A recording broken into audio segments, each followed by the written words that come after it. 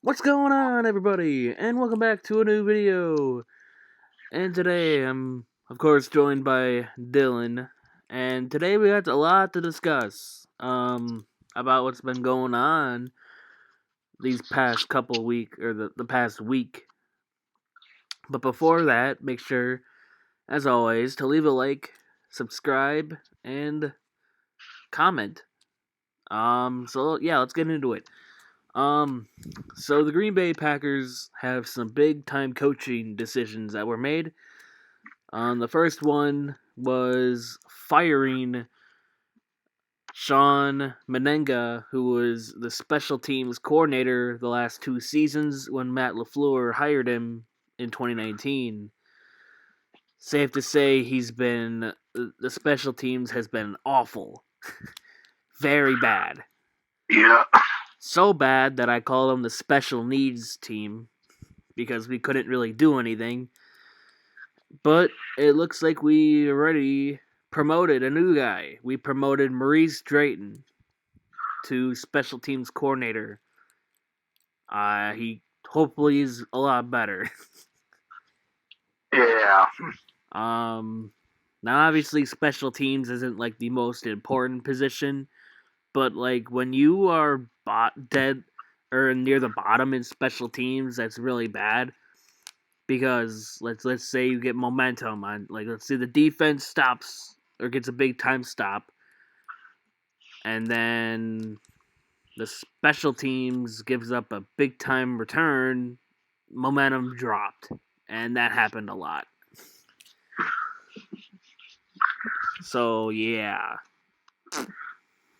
not great. But you know, hopefully Mary Strain is great. But another great news, I got really excited when this happened. Mike Pettin, his contract expired and will not be renewed. Celebrate! Yeah. Oh, I was so scared that we're gonna give him a new deal. I was like, oh god, they're just gonna screw us up. They're just gonna screw with us and give him like a new contract. Yeah, that's what I was afraid of as well. But he's gone. Well, I don't know much about candidates, but Wade Phillips looks like a very good guy. I think we should look at. Even a Exactly. bit older, but He's 73 years old, but he says that he still wants to coach. And I think he could be a prime candidate to be our short-term defensive coordinator. Because here's the thing.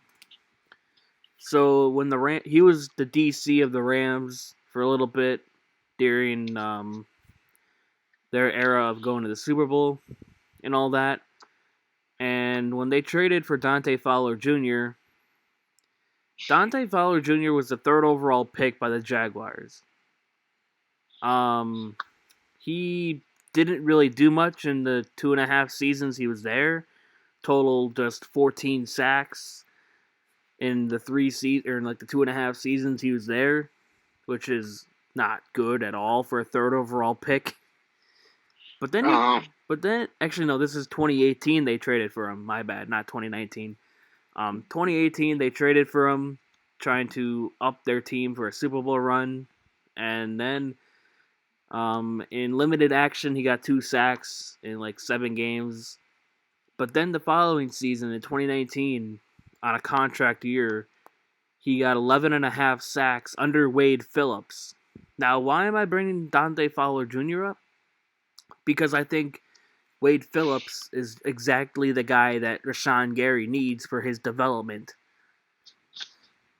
You know, a first-round pick who's going to be an edge rusher, apparently, or something like that, who was drafted to be an edge rusher, only totaled 2 sacks in his first season, 5 sacks the previous season.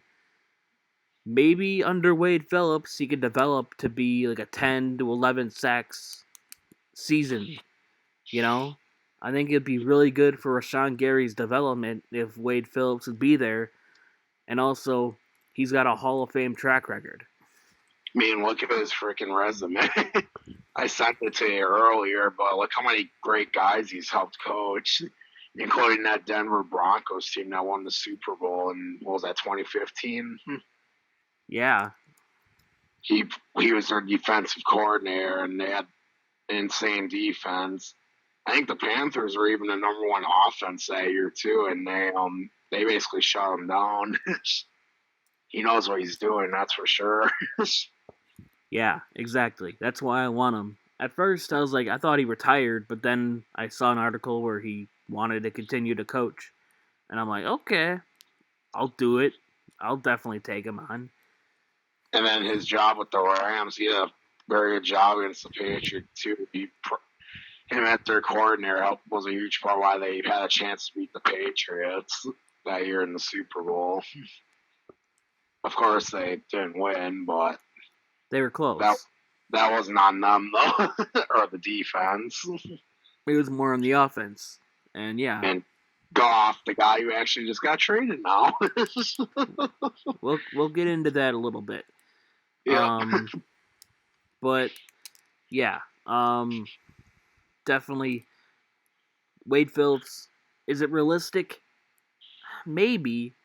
I didn't think actually letting go of Mike Penn was realistic because I thought that would give him a new contract just to mess with us. But they actually let him go. Doesn't know. He said, according to his tweet, he knows Matt or something, so maybe. Yeah, I hope. Wade Phillips would probably be my top guy right now. I would have to research other guys. We could do a video on this too, but like we could do like our top 10 guys who we want or whatever. We could do a little bit of research and see like what guys would help. But I really don't know what else. That's why I don't get paid the big bucks to make these decisions, or else we would be 0-16 every year. Yeah. Yeah, I kept hearing a lot of Packer fans mention, but then after, because I'm not the biggest in the football, but after seeing that, I'm like, okay, I can see why a lot of people want him. I mean, the dude's been coaching since Reggie White was before he even became a Packer. And he was a huge part of why he was that dominant. Yeah. He's been helping guys since then, and he's even now recently he's still been very good or amazing. He's got a Hall of Fame. He's going to be a future first ballot Hall of Famer when he decides to hang it up. That's for sure. Yeah, I think he's the guy they should look at for now. He would really, I think, help his defense out already actually not bad, and I think he could turn into elite. Yeah. Something that, of course, Patton couldn't really do. But even under him, they still had their moments of clarity. Imagine under Phillips. Exactly. That's what I'm saying. That's what I'm saying. He's king, and they look really good. He knows what he's doing. He's got a Hall of Fame track record. That's why I want him the most. But, of course, they're probably not going to do it, which means, well, we got to look for another guy. I don't know who, though, but I'll have to research. Because I don't really know much about all the DCs that are free agents. Yeah, I don't know much about coaches. I just mentioned him because I seen his track record, and I'm very impressed.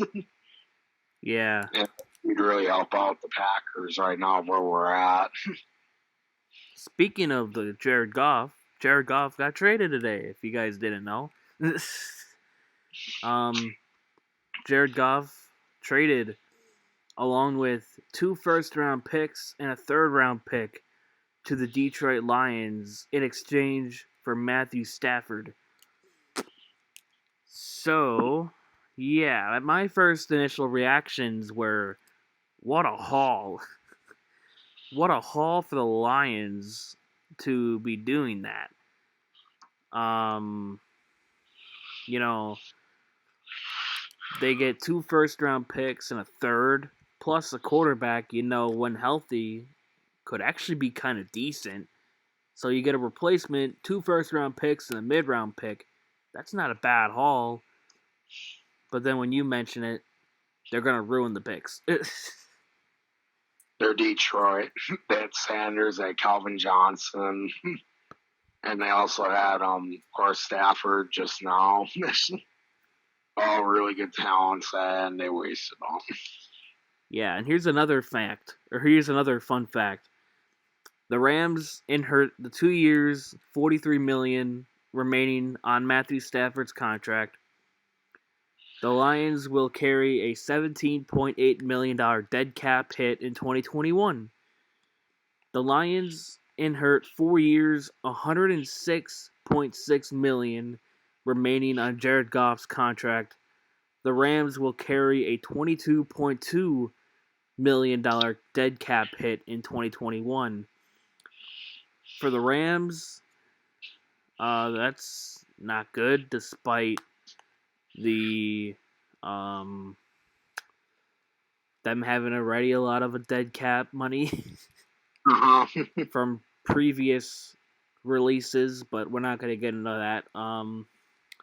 But then another tweet: Jared Goff has $43 million in fully guaranteed money left on the deal, $25 million in base salary in 2021, a $2.5 million roster bonus due on the second day of the 2021 league year in March, and another $15.5 million roster bonus due on the second day of the 2022 league year. So a lot of interesting pieces. I mean, obviously both teams, they take a big time dead cap hit, but I think it's worth it for both teams. You know, the Rams, they get a replacement for Goff. Yes, they have to depart with 2 first-round picks, but I think Stafford will help them more than Goff did, I think. Definitely. Stafford's a really good quarterback. He just never had the right teams around him. Exactly. I was with the Rams. Oh, yeah. But finally the Rams, and yeah, I think they're gonna be really good. I'm actually intrigued to actually see what happens with both these teams. Well, I'm kind of predicting that Goff will have a bounce back year, but at the same time, I don't know if he will or not. Well, he's on the line, so we'll see. Stafford, I think him going to LA was great for him. He also, a little thing too, is he gets to pair up with his old friend and high school teammate Clayton Kershaw. They're high school. I think they're baseball teammates back in high school. Interesting. Well, speaking of baseball, Nolan Arenado got traded to the St. Louis Cardinals. The Colorado Rockies traded Nolan to the Cardinals. There is no official return of what they got, but I spent like 30 minutes looking, and then and then you told me I don't think the deal is finalized, and I'm like, oh. I don't think it's likely because he wants to go to St. Louis and stuff, or at least that's what it sounds like. Yeah, I found some additional information. All we know is that the Rockies will send $50 million to the Cardinals, and that Arenado will defer salary.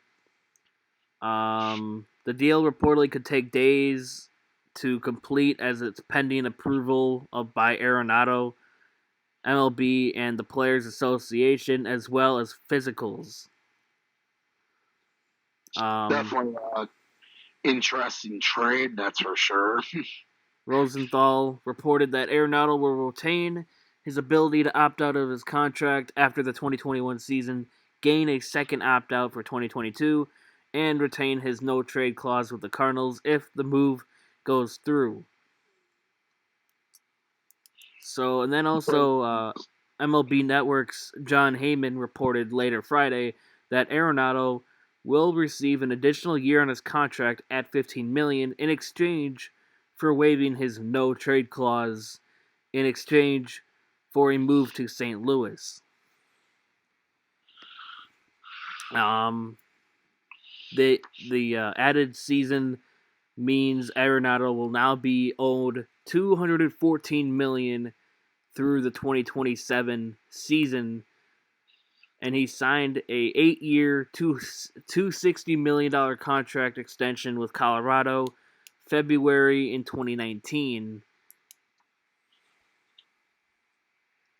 So yeah, they're gonna have Arenado for a long time. Yeah, assuming he doesn't opt out, but I'm guessing St. Louis will probably re-sign him anyway. So as a Assuming he goes through, of course. So there is still a possibility it might not, but I'm guessing it probably will, though. And I'm going with the mindset he's going to be a St. Louis Cardinal, not a Colorado Rocky anymore. So yeah, and also as Brewer fans, this means we're done contending for the division title. yeah, the only way the Brewers could counter this move would be for third base, would be signing Justin Turner, which is actually still possible, of course, but I'm not going to hold my breath on that. Or the other move would be who actually just came available now from the Cleveland Indians, Jose Ramirez, which he would actually be money wise be great, but what would you give up for him though too? Exactly. I'd probably just tank the farm to get him. Maybe. I mean, hell, people or teams have been trading stars and not getting top 5 prospects of the organization. Yeah, I think Cleveland would definitely be. Of course, Jose Ramirez's contract's way more team friendly than Arenado's and that, but you definitely would be thinking that the return wouldn't be as bad because look, a lot of stars this year that have been traded haven't exactly been giving up the most best prospects, which probably explains why the Brewers haven't traded away Hader, I suppose. Yeah, Jose Ramirez, he's on a current 4 years, $26 million contract. That's and pretty good. for 2022 and 2023, I believe I seen. So you'd have him for 3 years for like dirt cheap by a player of his standards. Exactly. I would not love to have him, but I would not I'm not. Bruh.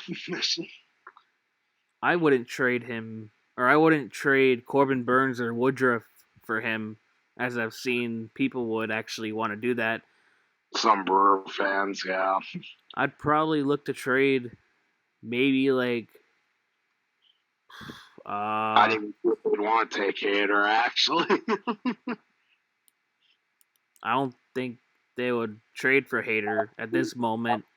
Didn't do that. I think the Brewers would already have prospects for Hader, too. I don't think they would trade for Hader also because they're kind of wanting to go into a rebuilding mode, and having an elite closer wouldn't really help that right now, actually, because they traded Lindor to the Mets.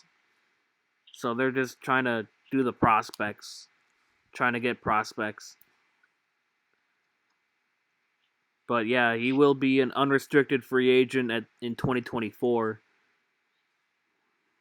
That's where he's going to get paid, most likely. If he keeps it up at the age of 31, which probably will. But yeah, I would probably trade a couple top 10 prospects, honestly, that if they... I don't know. Sounds like need outfield help from what I've heard, so we got plenty of outfielders. Honestly, I wouldn't mind trading Avasel Garcia, honestly. He would be an expiring deal. Yeah, that might be a big time chip. Avasel Garcia, that would free up the move to get another outfielder and then re-sign Ryan Braun if he decides not to retire. But Garcia would give up $10 million. That too. $10 million right there. Ramirez is, what would he be this year? like 8. Is he? I don't know. He's at $9 million. Then it goes up to 12, and then 14 million. But that wouldn't be bad. yeah, put in Avasel Garcia, a day-to-day starter in the outfield, and then maybe throw in 2-3 prospects in the deal. I wouldn't mind that. Probably throw him. Yeah, I'd probably throw him a couple prospects. They could get that done. I'd do that. Just not Corbin Burns. Or Woodruff. Yeah. Or Woodruff.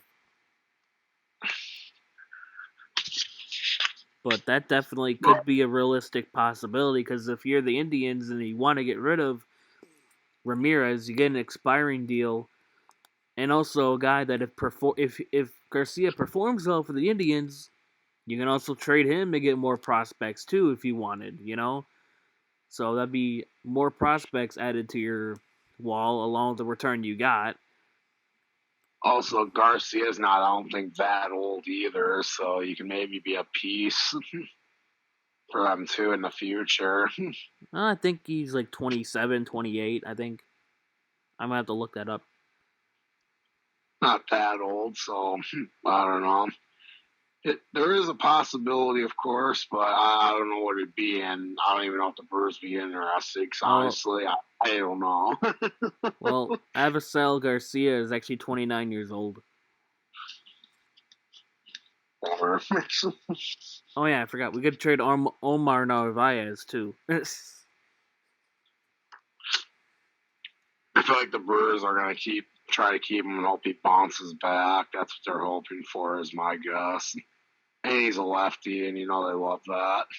Yeah, I hope he does. He better. I think could be possible too, is they do love them lefties. He better bounce back. Yeah, he better, otherwise it makes the grand all light him walk even more stupider. I want Judd Jerko back too, but I wouldn't mind him as our first baseman. I don't think that's gonna happen though. I know. Yeah, I don't even know what the Brewers are doing anymore. I know they did sign Daniel Robertson, was that? Yeah, Daniel Robertson. They got Daniel Vogelback back, of course. Wonder if that'll be like their first base combo. Yeah. Watch Daniel Robertson be our third base. If Daniel Vogelback can do what he did last year, then that's a big time steal. Yeah, he's probably our first baseman, and depending if there's a designated hitter or not. No, there's no universal DH. I think, yeah, that's right. Sadly. Yeah, that's unfortunate, but I hate that, dude. I hate that so much. Baseball needs DH. I know. But anyway, I think that's it. Yeah, Arenado going to St. Louis for us Brewer fans. That hurts, of course. Yeah, and we could sign Turner, I suppose. You'd have to sign him or trade for Ramirez if you want to try to counter that, but or do both. If we do both, I think we could contend right now. But of course, we need to upgrade the pitching. There's a way to turn this off season around. It's just willing if the ownership. It's willing if ownership wants to do it, or if David Stearns wants to do it. Because remember, at the end of the day, ownership can give him permission to do it, but if Stearns doesn't want to do it, then he doesn't want to do it, and he won't do it. If Stearns doesn't feel like doing it, or if the other team, like Cleveland in this case, doesn't feel like giving up Ramirez for that, then yeah, it's not happening. Yeah, or if Stearns doesn't like the return, or like what he's, or if he feels like he's giving up too much, then he's not going to do it, obviously. Yeah, I mean, they could sign both Turner and trade for Ramirez if they truly want to. Turner could play first base. But I don't think the Brewers are going to do that. I don't see that happening, I was unfortunately. just putting that out there. I was just putting that out there. Like, the only way they could save this off season is doing that. But I'm not gonna If hold my breath. I'm not gonna be like, I'm not gonna be like super depressed if we don't, because I know we're not gonna do it. Like, have you yeah, seen what we have? Like, have you seen what we've done this off season? We've been signing a bunch of people to minor league deals. We've been trying to win a minor league championship. yeah. Personally, my opinion on the Brewers, let the Cardinals take the Central for now. We should probably restructure or rebuild or whatever for a few years here and build up our farm. Get some top prospects that are actually legit really good, and then build around that. Yeah, but I think that's gonna be it. We can do like a future video about that. But for Yeah. now, make sure to like this video, leave a comment, subscribe for more if you made it to the end, and peace. We're out.